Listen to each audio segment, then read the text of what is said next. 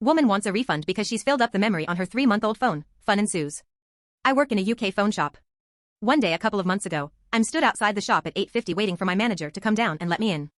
There is a middle-aged woman standing outside as well, glaring at me, tapping her foot and huffing impatiently. Uh-oh. Bad sign.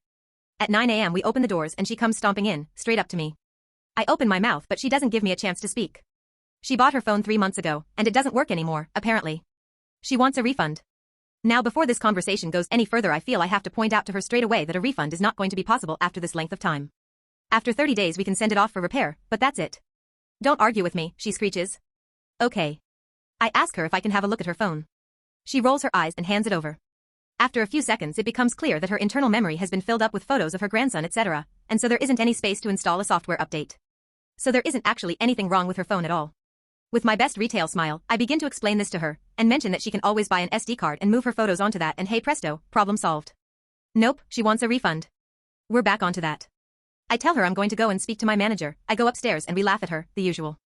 But he still comes back down with me to back me up because she's getting pretty horrible and we then spend another 10 minutes or so trying to convince her that literally all we can do is send her perfectly working phone off for repair.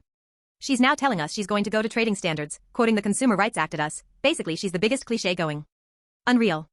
Eventually she admits defeat. But she still wants it repaired. So I sit her down and start to take some details. Why do you want my details? I am literally on the edge here. Eventually she tells me her first name. I start to type it in, she can see the screen, as Gil, and then she says no you stupid girl, it's spelled J-I-L-L, speaking slowly. I raise my eyes to her and give her a big sickly sweet smile and apologize profusely.